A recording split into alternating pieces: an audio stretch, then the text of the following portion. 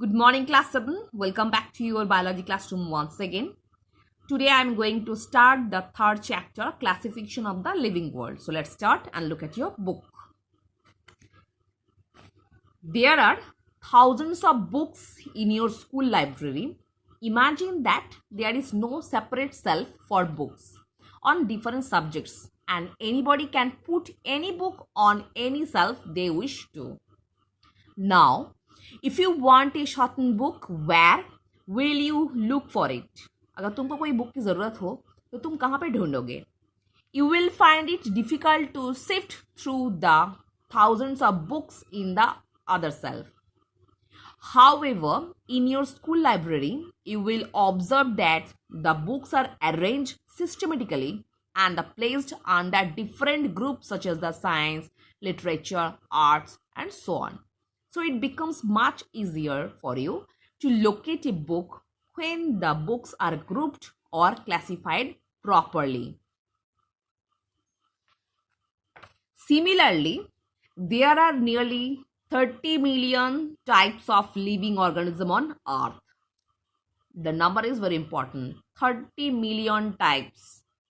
It would be impossible to locate and study each of them separately as individual organism. So it is not possible to locate and study individually. So based on certain common characteristics, scientists have identified and placed them under separate groups at different levels. This scientific way of identifying, naming, and grouping of living organisms based on similarities and differences is known as biological classification. So the main question is here, what is biological classification? So biological classification based on, it is a systematic process by which depend upon some common characteristics. Scientists have identified and placed any organism under separate groups at different levels.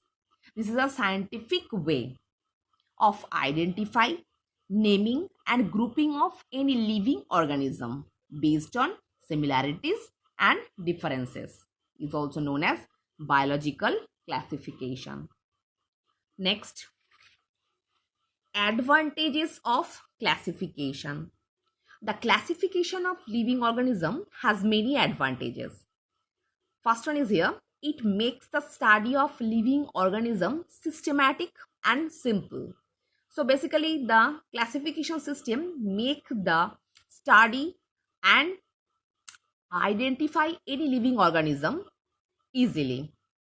It helps in identifying different organisms and placing them in a proper group. It helps to generalize the characteristic of a group so that we do not have to memorize the characteristic of each member of the group. So what is the meaning of this point? Basically, classification, by the help of classification, it is very easy to generalize the normal characteristic of a group so that it is not possible to memorize all the characteristic of each individual member of a group. It is not possible.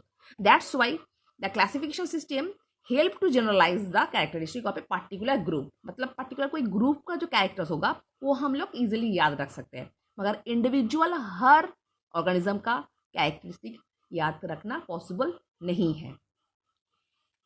It highlights the relationship between different organisms.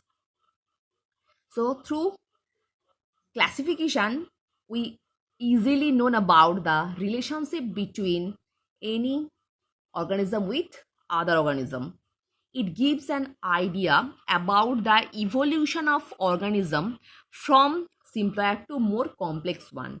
So through classification, we easily know about the evolution process by which the normally organism form the simpler to more complex ones. So student, you will learn the advantages. Next, system of classification. There are two broad systems of classification, the artificial system and the natural system. So basically the system of classification is two type: artificial and natural. Artificial system of classification.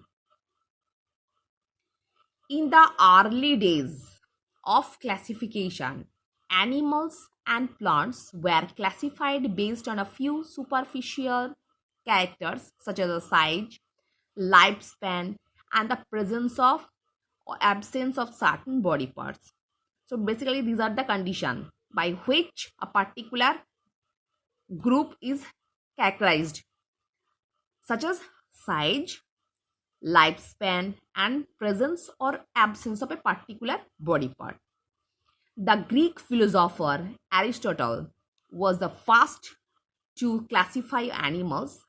He grouped them based on simple visible characters such as a presence or absence of red blood, whether they lay eggs or give birth to babies, whether their body covering is hard or soft, whether they have wings or legs.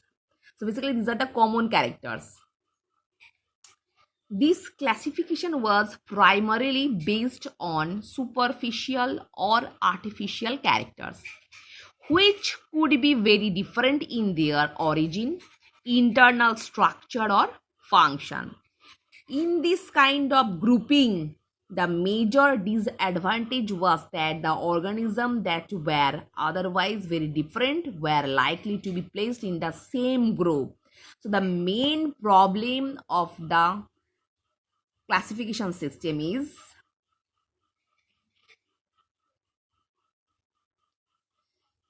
in this kind of grouping, the major disadvantage was that the organism that were otherwise very different, मतलब organism एक दूसरे से बहुत ज़्यादा अलग है, नहीं तो वो मतलब ऑर्गेनिज्म जो है पूरा सेम कैरेक्टर वाले हैं जिसको हम लोग नॉर्मली एक ही ग्रुप में रखेंगे. So for example, animals grouped based on the presence or absence of wings put both birds and insects in the same group.